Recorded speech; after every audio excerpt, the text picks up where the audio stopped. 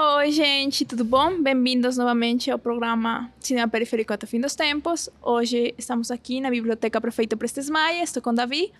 Tudo bem, gente? O que foi? Só isso. Como que só isso? Então, a gente queria...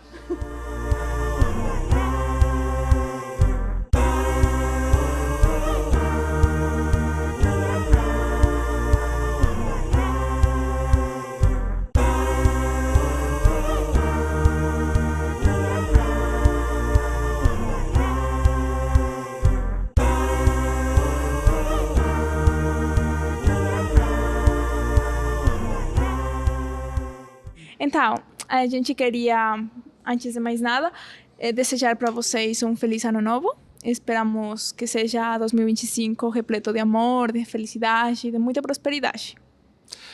Dessa vez vamos falar sobre um curta e o longa que passaram no Cineclube, mas também vamos comentar uma série de filmes que também passaram em outros cineclubes, não só unicamente no anterior, sino que fomos articulando diferentes espaços, diferentes momentos e queríamos compartilhar com vocês especificamente experiências que foram aparecendo. O legal é que o projeto possibilita certas conversas, certos momentos de troca que estão dando essas experiências e frutos para outros realizadores, que a essência do projeto era isso, construir pontes para que outros criadores, outros idealizadores conseguissem entender sua arte e construir certos pontos de carreira para que as perspectivas sobre cinema fossem crescendo. E aí, Cristina Mena, de todas as experiências que estamos vivenciando ultimamente através do projeto, o que você acredita que pode ser uma das melhores, uma das que te cautivou e provavelmente também uma das que tu quer comentar, pô? Tá, primeiro eu acho que assim o projeto é tanto assim para novos realizadores quanto para o público, né? Porque uma das últimas experiências que a gente viveu foi na exibição dos últimos filmes do Cineclube. Foi exibido o cartuchos de Nintendo. Baila, David. Cartuchos de Super Nintendo em Anéis de Saturno, do Leon Reis. Isso, que é conhecido como Cartuchos, mais rápido. Esse filme foi exibido e lá tive uma moça que foi muito atravessada pelo filme e ela fez os depoimentos e foi muito bonito escutar como ela se viu nas telas. A gente tive uma conversa muito forte sobre o que seria cinema periférico, o que seriam essas narrativas da periferia, né? Lá no Cineclube, no Bate-Papo. E é isso, né? Muito variadas as perspectivas, as vivências são muito variadas, depende muito de que periferia a gente está falando, né? Por exemplo, aqui a gente pensando no nosso contexto, né, de imigração, pensar que tu vem de uma periferia de lá, de Quito, da Zona Sul, Calpicho, e como essa é uma experiência diferente de que, por exemplo, viver aqui em Capão Redondo, por exemplo, ou em Grajaú, e todas essas experiências. E daí, por exemplo, a gente pensando no filme do Leão, uma periferia do Ceará. Então, como essas experiências podem ter alguns pontos próximos de convergência, mas também vão se distanciando em outros. Então, é muito interessante discutir isso. Claro, relembrando também a fala do Dani Fagundes sobre como é complicado estereotipar também o que seria uma periferia, especificamente porque tem variedades de conceitos, não só como definições, sino também como grupos sociais, e como cada grupo tem seus próprios problemas, suas próprias dicotomias, suas próprias situações que dependem essencialmente de resoluções específicas. Eu lembro muito das diferenças que existem quando falamos sobre periferia da Zona Leste com a periferia da Zona Sul, especificamente quando falamos com o Felipe, sobre como ele enxerga a lógica de produção de um jeito muito mais próximo do Rio de Janeiro do que do centro de São Paulo. Para ele, centro de São Paulo e Rio de Janeiro está a 2 horas do mesmo jeito. A periferia dele se abstrai para outros espaços. E isso não se fica só na parte geográfica também, porque eu sinto também que tem espaços dentro da cidade que agora, depois de bastante tempo, eu consigo enxergar também, conversando com outros colegas colegas também que fazem outros tipos de projetos periféricos dentro da cidade, que provavelmente estão nos bairros que são considerados ricos de São Paulo, mas que têm pontos de vulnerabilidade, bairros dentro de espaços menores do que um bairro completo, ou pelo menos o que a cidade entende como bairro, que ainda são espaços de vulnerabilidade só nesse lugar. Tem um colega nosso, que provavelmente a gente vai fazer um cineclube também, que é bem próximo de Higienópolis. Só que tem uma periferia dentro de Higienópolis que manteve os moradores originais que não quiseram vender os espaços e que, por causa da especulação, foram sendo empurrados e segregados, mesmo dentro de um bairro muito rico. Ao ponto de que os moradores do bairro moram do lado do Sesc, só que a galera não cola no Sesc, porque não faz sentido para eles ir a um espaço no qual as dinâmicas, os processos, as aulas, as atividades não se relacionam com o que eles gostam ou do jeito que eles gostam. Tem muitas vezes que a pessoa não consegue abstrair que uma pessoa que mora na periferia não vai conseguir assistir todas as aulas. E se você for bloqueado, impedido de participar do curso porque você falta em certas aulas, o processo mesmo do ensino não está sendo muito próximo da realidade periférica. Uma coisa que eu gosto muito desse projeto, que eles têm esse entendimento de que o centro cultural vai além dos processos de atividades, de dinâmicas, de a gente vai pegar um professor e fazer certas atividades, e vai à lógica de que esse vai ser um ponto de cultura no núcleo mesmo, a lógica de que vamos articular vários processos que o Estado, que talvez os espaços não consigam articular para o bairro, vamos articular esses processos de uma forma que abrangem outras atividades que ajudem a própria população que mora lá. Por exemplo, eles têm dinâmicas nas quais eles procuram dar alimentos, dar espaços e de lazer ou de momento além das atividades. Isso me lembra muito do como as periferias e a lógica de periferia, de segregação mesma, se abstraem mais do espaço geográfico. Acho que, pelo menos desde o meu entendimento, eu sinto que esse processo de quase mais de um ano da produção do projeto também dando uma abstração muito mais complexa, muito mais profunda do que significa ser periférico e do que significa ser uma população marginalizada dentro de uma distribuição social como a cidade de São Paulo. Isso me lembrou de que a gente estava numa produção, né, para fazer umas oficinas, né, de artesãs na periferia. E tinha as artesãs que queriam participar, só que não ia ser possível elas irem ter uma frequência muito complexa pela semana, tipo 3 dias na semana, porque elas só teriam um dia na semana para participar. E como isso termina fazendo que elas não pudessem participar desse tipo de oficinas. E é isso, às vezes são pensadas umas estruturas de educação mesmo, mas terminam não sendo aplicáveis por certos fatores. Como isso, a gente tem que trabalhar, então não vai ser nossa prioridade fazer um curso nesse momento. Então, por exemplo, nesse caso, os produtores do curso tiveram que pensar em outro espaço que se adequasse melhor para as artesãs. Então, é isso, né? Muitas vezes não se consegue inserir esse tipo de atividades pelo contexto da população. Então, e é uma falha do sistema, né? Falha do governo também, né? Não poder garantir que as pessoas corram atrás da educação e terminem sempre ficando mais no trabalho, nessa obrigação, né? E aí tu estava falando muito sobre os tipos de periferias. E eu me lembrei, né, de que eu não sou da periferia, mas, por exemplo, sou da zona rural. E como a gente pode pensar, por exemplo, trazendo o filme do Java, né, que é de uma zona rural, que também se encaixa nessa periferia, né, que não tem um acesso muito grande. Por exemplo, eu penso muito de que eu não faria cinema se eu tivesse crescido assim toda a adolescência e ficasse lá, porque eu saí de lá e para aí, e depois de sair foi que eu consegui entrar no audiovisual. Então, é pensar muito também essas periferias. Acho que a gente conversou um pouquinho nos outros podcasts sobre isso, esse tipo de periferias que não se encaixam só na periferia da cidade, sino na periferia rural, na periferia do campo, que é muito presente, né, aqui. Eu sinto muito também como o Java e o Cartuchos dialogam muito nesse contexto das periferias, porque ele conclui muito sobre como o espaço mesmo, a lógica da lógica social e geográfica determina as funções sociais de cada um. Como é muito mais crítico no Cartuchos, e esse eu acho que é o ponto central do Cartuchos, da crítica de como, sendo periférico e vivendo ou tentando viver ou participar das dinâmicas de educação, no caso, ou de amizades, dentro do centro da cidade, termina ou colocando em risco a tua forma tua própria existência, ou coloca em dúvida mesmo o tipo de agir, o tipo de acionar que você tem.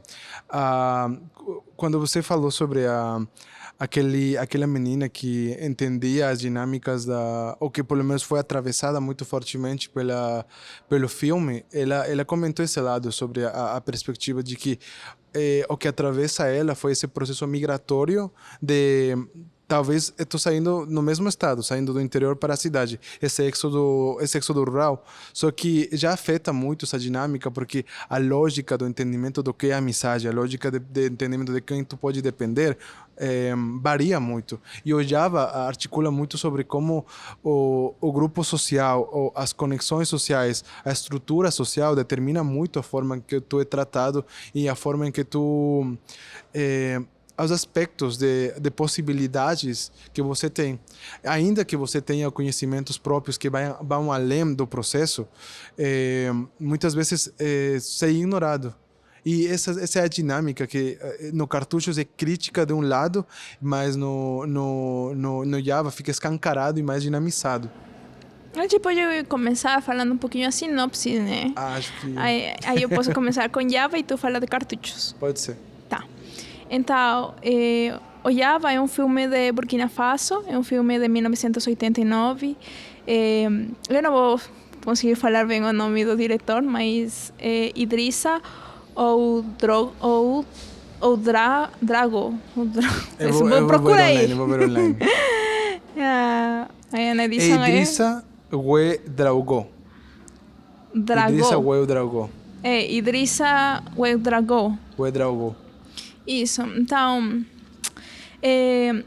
o diretor foi Idrissa Ouedraogo e e o filme trata sobre uma comunidade rural lá na Burkina Faso e temos um menino, acho que é o Bila, que é o nome dele, e ele faz uma amizade com uma velhinha do povo que é muito sofre ostracismo da cidade, do povo dela. E ele começa a chamar ela de Java, que significa avó. Então, isso é muito significativo para ela, que toda a vida terminou vivendo assim, sendo muito ignorada pelo resto, com muito preconceito atrás dela, né? E eles terminam fazendo uma amizade, e o Vila tem uma prima, e a prima termina ficando doente, e ele termina pedindo ajuda para a Java, para a avó. E o filme vai desenrolando nesses processos, né? Nessa amizade, em como é a dinâmica dessa sociedade. E é um filme muito bonito. Assim, foi o primeiro filme que eu assisti da Burkina Faso e acho que comecei bem. Assim, um filme muito, muito bonito.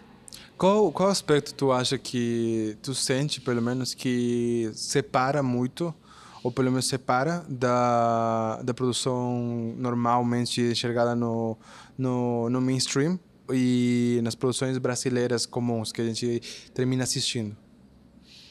O Java é um filme que se nota que é feito por alguém da comunidade. Então, esse olhar dá para ver como é um olhar do cotidiano, é um olhar das relações, lida muito com tradições.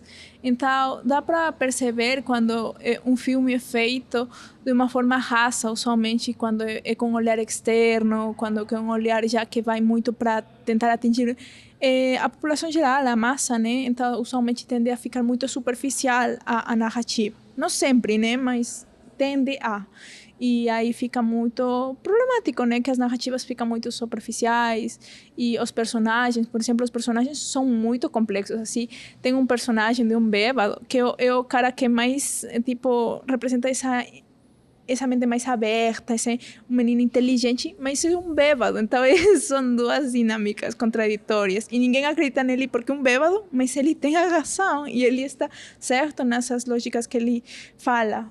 E, ao mesmo tempo, ele sofre de infidelidade da esposa. Então, é muito doido. Assim, esses personagens que ele cria são muito interessantes.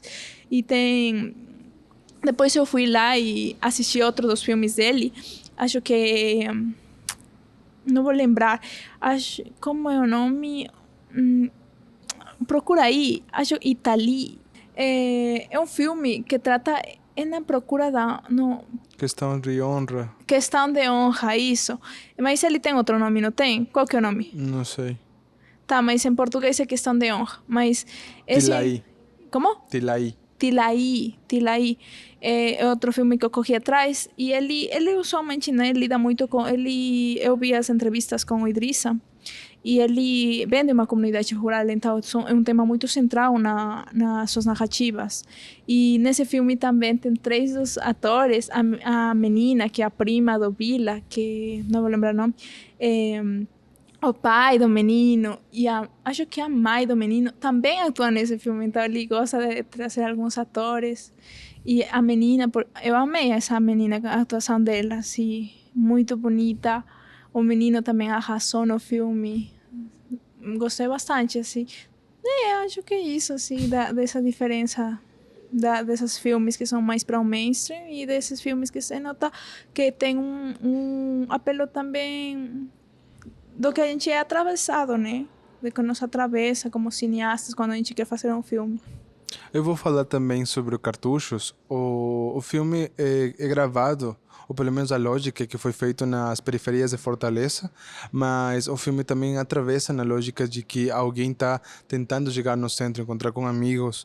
O personagem principal está tentando se encontrar com amigos no centro da cidade e está indo de bike porque não tem grana para se encontrar com eles de fora. Só que isso, esse momento, isso é uma coisa que eu venho pensando há bastante tempo já, sobre como quando você sai da adolescência e entra na adultez, quando você é jovem adulto, esse ambiente que a faculdade entrega é um ambiente no qual você começa a se relacionar com pessoas de diferentes status sociais. E muitas das vezes você não percebe, e é com o tempo que você percebe, quando você não teve uma série de experiências fora do espaço no qual você cresceu, que as pessoas te tratam de um jeito específico dependendo de que tipo de criação, que tipo de forma tu tem, o tipo de jeito que você tem. Aí o Cartuchos mostra isso especificamente, como você pode chamar de amigos, porque eles te convidam, supostamente tem convites para se relacionar, para conversar, para participar de certos momentos, mas no final, às vezes, não são realmente espaços que tu está aí para formar parte, sim, para ser uma figurinha mais, ser o destaque específico do grupo.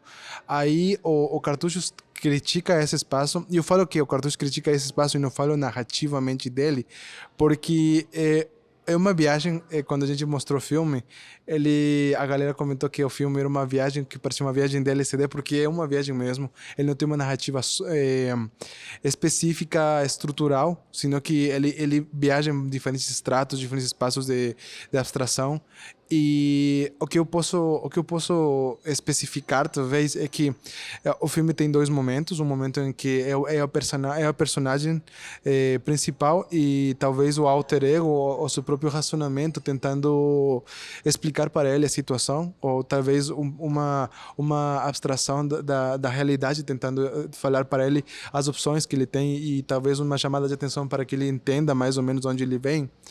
E eu gosto do filme porque no final ele pula para mesmo sendo muito crítico, mesmo sendo muito duro, inclusive, ele pula para um momento no qual ele comenta especificamente que não tem opção ainda que está tudo nessa dinâmica de complexidades e de dificuldades. O melhor é continuar, o melhor é seguir tentando e o melhor é seguir avançando. O filme termina com uma mensagem talvez motivadora para a pessoa que assiste falar, não desiste, continua.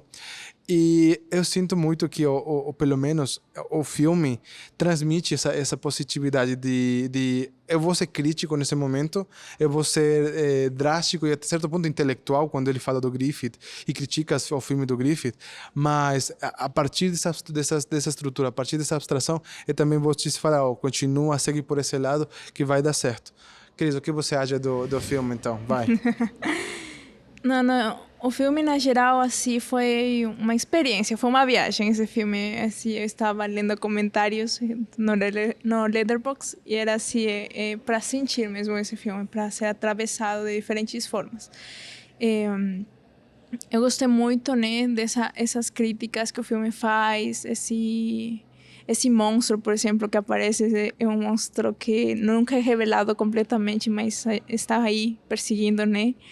E lembro muito da parte da cadeira, que foi mencionada inclusive pela menina que deu o depoimento de esse sentir impotente, sentir que tu não consegues te mexer do lugar, não consegue, que tu está aí aprisionado, né? Então, gostei muito. E sobre o que tu mencionou do Griffith, assim, eu fico pensando muito sobre esses pais do cinema, né? Sobre esses que são considerados, né, no cinema clássico, que construíram a linguagem e pá, mas assim de conteúdo, Griffith tá ruim. E aí pensar como ele vem a ser questionado e qual seria a palavra? Ele vem a ser deconstruído a partir do olhar do Leão, né? Ele Claro. vem a ser criticado, né? E porque ele fala, né? No Griffith fala aí nesse filme que acho que eu nunca vi. Eu já sei quem que é o Griffith e assim eu me recuso a assistir pelo menos até um certo tempo. Assim, tem tanta coisa boa para assistir como para assistir o Griffith. Assim, um dia vou assistir, mas não pelo momento. Mas eu sei, é o nascimento de uma nação, né? Que ele faz tudo esse apelo da elogiar a Ku Klux Klan, o nascimento da Ku Klux Klan. Então, e colocar as pessoas negras em esse de vilãos, nessa visão sulista dos Estados Unidos da época. E então ver como isso é desconstruído no filme do Leão, que ele porque a gente termina ignorando muito o Griffith, as pessoas que não gostamos dele, simplesmente fora, ignora o Griffith completamente. E o Leão não, ele pega esse e faz um filme que usa essas cenas e as desconstrói, assim, é maravilhoso, assim, tipo, quando assisti e percebi que ele estava usando as cenas, fiquei, nossa, caralho, assim, muito foda usar essas cenas para em contra do que foram realizadas. Como tu enxerga a dinâmica? É um processo que eu fico pensando. Como tu enxerga a dinâmica da conservação de trabalhos eh, técnico-artísticos?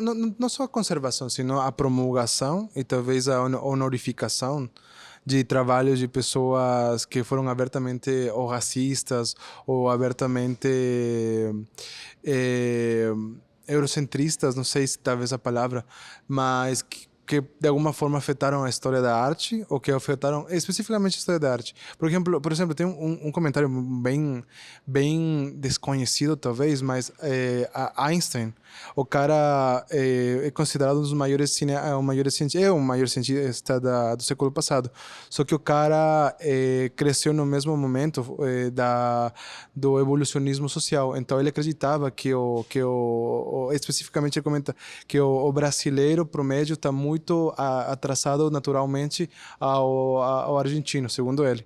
Tipo, tem comentários bem especificamente racistas e bem dessa lógica darwinista social que de algum jeito tentam apagar da memória do que o Einstein falou. Mas o foda é que os diários dele, tu vai vendo e fala, meu Deus, mano, o cara é muito bom de matemática, física, mas faltava um pulo crítico, assim. Aí talvez é isso, talvez eu fico pensando que nesse instante, quando tu fala de um cara que é cientista e trabalha com outra coisa, tu fala, tá bom, mas quando tu fala com alguém que faz arte e trabalha com o social, com a lógica da historicidade, da crítica específica da atualidade, não sei se realmente essa separação crítica faz sentido. E esse é o caso do Griffith, que o cara tem filmes abertamente racistas, abertamente de supremacia branca, que até certo ponto não sei que tanto a gente deveria correr atrás de promulgar. E, inclusive, tem essa camada ainda de que muitas coisas que supostamente são atribuídas a ele já foram realizadas ou por partes já foram usadas por outros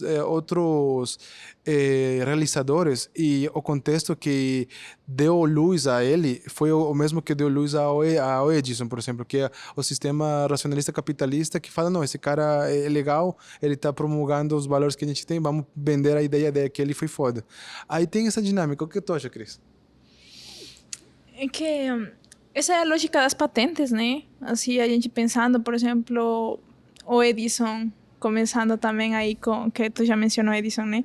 Com a patente do... Eu não lembro qual que era a patente dele, mas era a patente das máquinas, né, de cinema iniciais também, né, que depois também os Lumière estavam fazendo lá na França.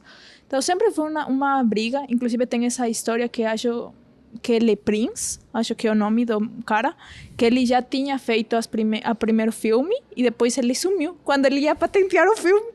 E depois o que patenteou primeiro foi acho que foi o Edison. Então sempre foi uma briga de quem que fez a primeira coisa, quem que foi o pioneirismo, né? E pensando no cinema, aí estavam bem nesse início, acho, né? Estavam no finalzinho da Primeira Guerra Mundial, depois já ia começar... Estava isso ainda do início do capitalismo, não, já o capitalismo estava, mas ainda estava nesse comunismo, né, lá na Rússia, então Eisenstein estava aí em top, assim, de criações narrativas. Do começo do século XX? Aham. Estava no momento mais pipocante das revoluções que terminariam sendo socialistas, né? Aham, o Bertov, o Sergei Kurolev.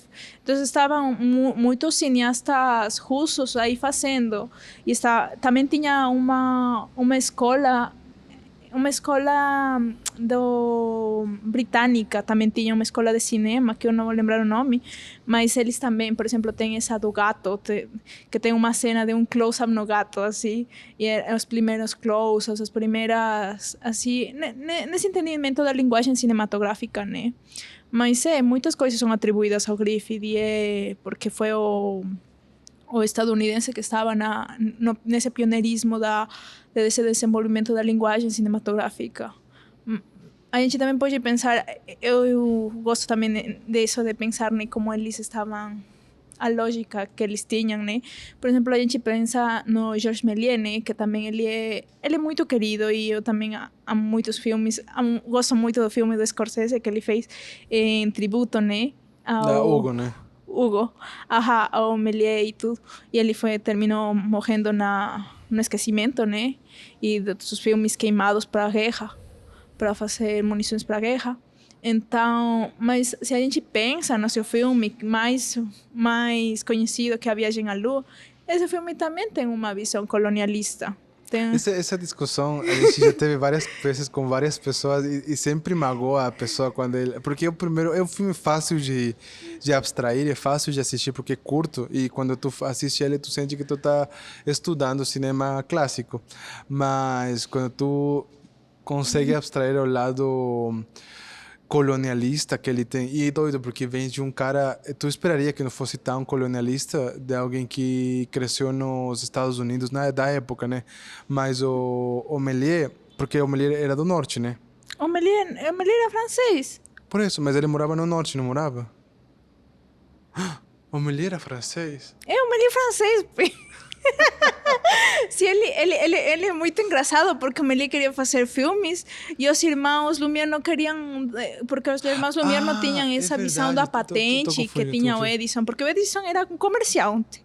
Ele queria comercializar tudo, né? Os irmãos Lumière tinham mais essa visão, né, de não, a gente, isso, o cinema vai ser esquecido depois. E o Lumière, o Méliès já tinha essa visão, né, de bora fazer, contar histórias, porque ele vinha do circo. Do circo, é verdade. Então, eu não critico tão forte como critico o Griffith, porque o Griffith, nessa época, já estava essas discussões, sabe? O do Méliès, dá para ainda passar pano, mas o que eu gosto é de a gente entender que eles, pela época em que eles estavam, pelo momento histórico, eles tinham essas atitudes, sejam racistas, sejam colonialistas, eles tinham essas pela época na que estavam, mas não passar pano de não tinham, sabe? Mas a questão com o Griffith é que eles já, nessa época, já estavam tendo discussões, sabe? Eles já estavam tendo esses entendimentos. E ele não estava nem aí, ele, como vinha de uma família sulista, que foi construída à base de mão de pessoas escravizadas, ele simplesmente queria continuar com esse sistema. Ele não queria que fosse abolido. Então... Mas voltando para o Méliès que eu quero contar, essa né? é a maior decepção do Méliès. Agora já não tenho desculpa para o Méliès. Eu jurava que ele... Não sei porquê, eu estou confundindo com o filme Hugo, porque o Hugo supostamente acontece nos Estados Unidos. É uma licença poética do Scorsese. Não faz sentido. Por que acontece nos Estados Unidos, então? Eu não lembro tanto do Hugo, mas o importante é que também a gente pensar que também não foi um filme que ele escreveu a narrativa, sino que ele fez a... Ele pegou um livro, né? Pegou o livro de Julio Verne para fazer a adaptação da Viagem à Lua. Então não foi também uma narrativa dele. Era uma narrativa que já estava aí, que era mais ou menos contemporânea à época, um pouquinho antes aí. E ele pegou e fez depois de um tempo o filme, né? Mas é pensar, porque a gente vê nesse filme que querem ir na Lua, e terminam indo na Lua, só que lá estão os lunares, e os lunares simplesmente estão sendo invadidos. Eles estão na sua terra e eles simplesmente veem um monte de gente chegando fora, e eles começam a se defender, a atacar, e eles são vistos como os monstros do filme, assim, como os vilões. E a gente pensa como é importante desconstruir, né, as narrativas que a gente consome, porque às vezes a gente consome, sim, eles são os vilões, mas vamos pensar, realmente, eles estão sendo invadidos nas suas terras. É doido porque agora que tu me direcionou para esse lado, eu sinto muito que essa abstração, essa falta de consciência e crítica do que vamos promulgando vai ser é como uma cadeia que continua. Se ele adaptou o livro do Julio Verne e continua até ao filme do Méliès e que continua até agora a galera curtindo esse filme, isso destaca mesmo essa falta de aspecto crítico sobre como as pessoas avaliam certas atitudes a partir da costume mesmo. O filme do Cartuchos critica especificamente isso, sabe? De como ele critica e deconstrói esse aspecto específico do cinema, dessa falta de crítica específica, mas é legal porque também mistura com a crítica contemporânea da vida dele. E inclusive agora lembrei também que no momento em que aquela menina que participou do Cineclube, ela conseguiu se entender e abstrair e foi atravessada fortemente pelo filme. Também tive uma senhora que comentou antes de que não, mas é só a experiência dele, né? Aí a moça falou, mas eu me identifico muito com a experiência dele. Aí talvez acho que vai dando uma luz, pelo menos, ao tipo de cinema que ao longo desse ano fomos trabalhando, do cinema periférico, abstraindo que esse é o ponto de partida, ao momento crítico constante dentro do próprio trabalho que vamos fazendo. E me lembra muito do Yaba também, porque a história do Yaba também tem a ver com isso, sobre como, no caso, segregamos uma pessoa especificamente, porque é uma costume de segregação, e chega um momento em que uma das gerações simplesmente ignora esse processo de segregação, ignora essa costume abstracta, aleatória que tem, e continua se relacionando. Aí vem para esse lado do Yaba mesmo, da avó, do entendimento do que eles determinavam como uma bruxa, não como uma bruxa segregada, e sim como uma pessoa mais parte do grupo mesmo. Acho muito bonito, assim, antes de esquecer, como ele faz esse uso da mesma cena tanto para abrir o filme quanto para fechar o filme. E é um ciclo. Então, acho triste, não, triste a morte dela, né? Eu achei muito triste porque eles queimaram a casa dela. Depois de que ela é simplesmente culpada por qualquer coisa que acontece. No caso, ele foi culpada, nesse caso, pela doença da menina, que a alma dela estava sendo roubada pela Yava, pela avó. Então, e depois eles queimam a casa. E depois ela passa tudo, ela conseguir a medicina, né? Porque ela era muito inteligente, ela sabia que a menina tinha tétano. E a gente ficou ontem, né, conversando sobre isso da medicina, das farmacêuticas, né? Pensando que ela já tinha entendimento, ela correu atrás de uma pessoa que já sabia sobre as medicinas, sobre as hierbas que fariam parte para ser um remédio. E depois leva para a criança e todos continuam culpando ela, ninguém continua crendo, só ficou muito no misticismo, né, dessas tradições da comunidade. Mas o menino, né, e a mãe do menino correm atrás, acreditam nela, fazem beber o remédio para a menina, ela é curada. E depois disso, eu juro que eu tinha esperança de que ela ia ser... ela ia a comunidade ia falar, ok, ela se curou. Mentira, era um casamento a próxima cena. E aí meu coração rompeu assim, chorou assim, piuc. E depois disso, depois ela falece, né? E ela falece nessas condições aí, arrimada num cantinho da casa, queimada. Doido porque eu sinto que o filme, isso pelo menos é o tipo de filmes que eu gosto, ou pelo menos acho que a idade minha idade, minha experiência e o tempo que eu já consumo alguns filmes, eu me canso muito rápido. Eu sinto que eu não me canso, eu fico sem interesse de continuar assistindo filmes que eu já consigo predecir o que vai acontecer. E isso acontece muito quando eu estou assistindo filmes que ou são do mainstream ou que são estereotipos e que não são, ou pelo menos não têm o esforço de me entreter, sabe? Acho que é um produto duplo, tanto do cansaço da idade e também do cansaço das redes sociais, que quando você fica só assistindo Reels e fica essa dinâmica de informação muito rápida, quando não tem essa dinâmica muito abstrata, essa dinâmica muito mais de muita informação muito rápido, como o jogo do calamar, que é tipo muita Squid Games, que é muita informação muito rápido e legal e tu só fica assistindo e só tá errado, não faz sentido. Tá bom, eu vou continuar assistindo porque é legal. Quando não tem isso, e tem outros filmes que inclusive de drama mesmo dos Estados Unidos, talvez, ou da Europa, muitas vezes que você consegue, não, vai sofrer agora e vai passar isso agora, eu me canso. Eu gosto muito do filme do Yava porque é o tipo de filme que ele não fala não todo gira em torno do filme, sino que parecesse que a sociedade continua. Tipo, eu gosto quando tu assiste o filme e vai acontecer um casamento, não tem nada a ver com o filme, mas vai passar um casamento. Os personagens passam pelo casamento e saem do casamento. O casamento não tem nada a ver com o filme. Ou, por exemplo, o cara tá lá caminhando e tem um monte de vaca lá. E, tipo, a vaca não tem nada a ver com o filme, mas o cara passa pela vaca, ou passa pelo rio, porque, eu tenho um rio lá, vamos gravar lá. Tem essa lógica de que a sociedade continua se movimentando e a história vai, de alguma forma, passando entre os processos da sociedade.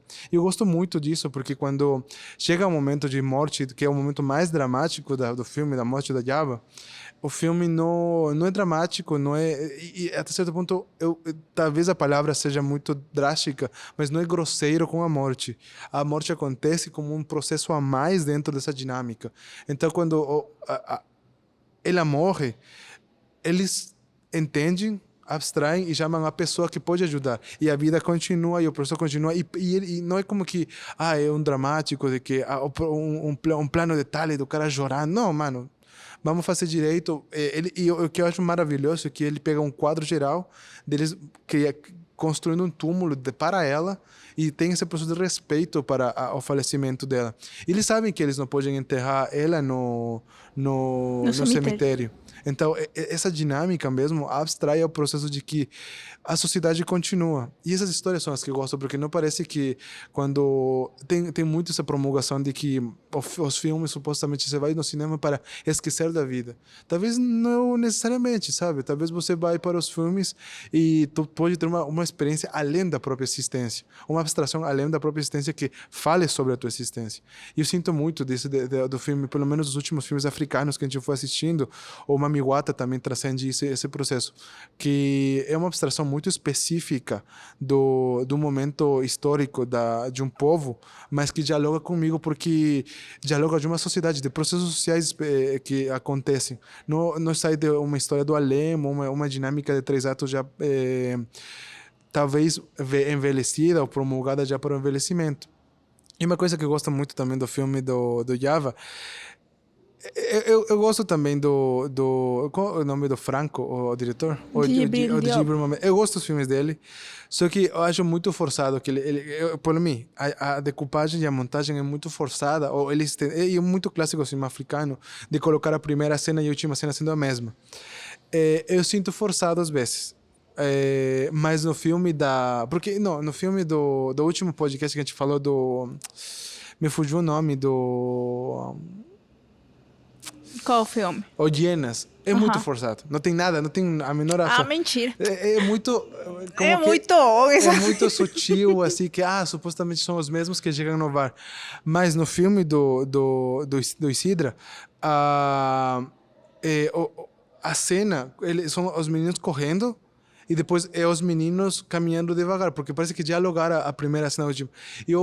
E o último quadro, que é os meninos correndo, é na realidade também a visão do cara que está vendo eles correndo, voltando para a aldeia. Então, esse momento de dicotomia da própria cena sendo relida 2 vezes, no começo e no fim, eu acho isso maravilhoso, porque encaixa perfeito nas dinâmicas da abstração dos momentos desse espaço, sabe? Não. No filme do Djibril também faz tudo sentido. Fecha um ciclo. Eu adoro também no filme do Hienas como ele usa isso. Aí eu não concordo, mas tá tudo bem. A gente também está para discordar. Mas do que tu estava falando, para contextualizar, que eu acho que não contextualizei também, a Yava, acho que até pelas experiências que ela viveu, ela não é uma pessoa para julgar pessoas. Então, quando ela viu que o menino estava começando a julgar alguém sem entender o contexto, ela fala, você não sabe o contexto da pessoa. Ela fala de outras formas, né? Mas você não sabe o contexto, não julga ela, sabe? E esse pensamento que fica no criança, e quando ele começa a escutar depois de outra pessoa, assim, um julgamento aleatório, assim... sem fundamentos, ele repete o que a Yava ensinou, então, contextualizando, muito bonito. Assim, fica uma mensagem muito bonita para a vida da criança, né? Fica além da morte dela, fica as lembranças, o que eles viveram e o conhecimento que ela passou para ele. Então, eu gostei bastante. Eu acho que foi um filme muito bom para ser selecionado para o nosso cineclube. E depois disso eu assisti outro que eu falei, né? Também achei muito bonito, mas eu gostei mais de Java. Assim, Java foi meu favorito, assim, dos que eu assisti. E ele tem outro filme que a gente começou a assistir no início, que é sobre um homem que rouba, né, uma gasolineira lá em uma cidade de Burkina Faso, e ele também depois volta para sua cidade, na zona rural, para ele tentando fugir tanto da polícia quanto ver o que faz da vida, né? E aí a gente viu nesse contraste, porque o Idrissa, ele gosta de gravar mais na zona rural. Acho que ele cresceu na zona rural, do que eu vi num depoimento dele. Posso estar errado. Mas então, ele traz todos os seus filmes mais para essa zona rural. Então, não é que não existe essa zona urbana, que às vezes a gente termina nesses preconceitos, né? Só que ele, por uma escolha dele, acho que ele já viveu num dos lugares onde usualmente ele grava. Então ele traz essas narrativas, né? Mas eu gostaria agora de assistir filmes mais na zona urbana de Burkina Faso, que eu vi que tem mais filmes que ele talvez explora depois, porque esse é um início da carreira dele, mas ele depois fez mais filmes. E ele faleceu, né, no 2018. Então ele faleceu recém e foi um ícone muito importante para a cinematografia da Burkina Faso. E ele, do que eu estava assistindo os depoimentos, ele sempre tinha muito presente nessa presença da colonização. Tanto ele fala muito assim de como nas línguas mesmo da muitos países da África se se mostra essa colonização, né? Com o francês, o inglês, o português. Mas, então, ele pergunta, então, a língua não deveria ser uma barreira, muitas vezes, para que esses filmes africanos saiam. Então, ele questiona como outras artes, como pintura, música, terminam saindo mais. Mas o cinema, muitas vezes, fica muito restrito. Não termina saindo tanto da própria África, sabe? O Lincoln, o meu irmão, ele foi para a África recentemente. Aí eu lembro quando a gente trocou ideias sobre como é muito abstrato entender o que é colonização, o processo de colonização, se você não viaja para outro país que tenha uma separação contundente da tua existência para tu entender o que é uma colonização, os efeitos da colonização. O que ele falava era que era muito estranho para ele. Chega como as pessoas, como aqui é muito fácil quando você conversa com uma pessoa que idealiza o norte-americano, a vida do norte-americano, e idealiza o futuro do norte-americano e ter a lógica estadunidense do sucesso. Eles idealizam a lógica europeia e francesa especificamente do sucesso. E você enxerga a pessoa e fala, não, aqui dá para sentir que esse povo foi colonizado por esse povo. E tu entende as dinâmicas de como os valores e as lógicas de apreço e de desprezo existem dentro desse povo e foram implantadas por um processo de colonização. Aí, por que eu estou falando isso? Porque eu sinto muito que o que se transmite para fora da África tem um pano muito de exotificação que grava muito as zonas rurais. E, inclusive, exotifica as zonas rurais de alguma forma. E destaca muito a precarização. Isso tem muito a ver com os processos dos documentários de antropologia e como que são os primeiros que usualmente são transmitidos em televisão aberta. Aí, eu acho que, pelo menos, o Idrissa, ele abre uma porta por causa do estilo dele, para não enxergar dessa mesma forma, essa precarização específica. Acho que a dinâmica que ele tem, o estilo, creo que esse ponto, o estilo de cinema que ele tem, que nasce desse processo de que ele conseguiu se educar em diferentes momentos, diferentes espaços, permite a ele ter um diálogo mais suave, mais fácil com pessoas que ainda não assistiram ao cinema que foge do mainstream. Então acho bem legal, pelo menos que para quem está começando a assistir cinema que se separa do norte global, talvez começar com o Idrissa. E é importante falar que os filmes do Idrissa estão no Filmica, o nosso patrocinador do cinema. O cinema que eles têm no Filmica dialoga muito com isso, então é muito recomendado assistir lá. Depois de um mini comercial. Me perdi desse mini comercial, mas a gente podia voltar com Mami Wata, que não, antes disso eu lembrei essas visões que são vendidas para fora da África, me lembra muito da história, do perigo da história única da Chimamanda Adichie, da escritora nigeriana. Então ele fala muito sobre como muitas vezes são repetidas narrativas. Por exemplo, a gente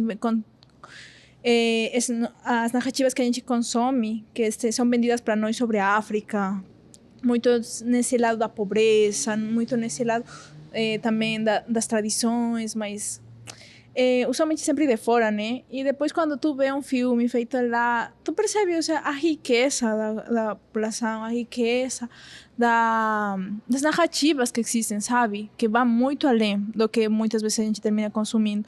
E eu gosto muito desse TED da Chimamanda, que ela fala sobre esse perigo, de como não que essas narrativas sejam mentira, podem ser realmente parte da história, só que simplifica demasiado, só conta uma parte e não tudo. E aí tu termina desumanizando, sabe? Então, é muito bem, importante pensar que tipo de narrativas a gente consome. Por isso eu sempre sou a favor de consumir, ir além desse norte global, porque senão a gente está nesse perigo da história única. Enfim, Cris, quais são tuas ferramentas, tuas falas finais para fechar? Porque estamos gravando faz bastante tempo. E é isso, quais são tuas falas? Tá, a gente ia falar sobre Mami Wata, a gente não falou, mas eu recomendo assistir Mami Wata, é um filme nigeriano, em preto e branco, uma cinematografia maravilhosa que ganhou Sundance, inclusive a diretora de fotografia é daqui do Brasil. Então eu recomendo bastante, trata sobre Mami Wata, que é uma deusa, e trata muito sobre essas culturas, né? Sobre uma cultura específica, lidando com o estrangeiro e com esse estrangeiro que não acredita nessa lógica e que quer destruir simplesmente essa forma de vida, né? E aí vai muito a isso de a gente nos desconstruir e pensar que não... Pensar mais universos, mais imaginários, pensar mais mundos, sabe? Então, acho que é isso. E tu quer falar algo sobre Mami Wata? Eu gosto muito da forma em que Mami Wata adapta um clássico do Shakespeare. Eu acredito que vai ser um filme muito transcendental para muitas pessoas. Eu acho que vai transmitir muitas coisas específicas sobre a forma de ver a vida e que eu teve várias críticas à forma em que eu enxergo, pelo menos do que eu venho enxergando a existência, através do Mami Wata. Então eu recomendo muito assistir mais pela experiência mesmo. A técnica está muito bem feita, a história está muito bem feita, e eu acredito que você vai ser parte do filme de uma forma e ele evolui de uma forma que você não espera. Acredito isso. E, inclusive, no Cineclube, ele foi muito... a galera gostou desse filme, né? É que eu simplifiquei muito a que trata a história, mas é de muitas questões, né? Tanto de uma comunidade que tem grupos que gostam da tradição, grupos que não gostam da tradição, que vem um estrangeiro e parece bonzinho, mas depois nem tanto. E eu adoro porque...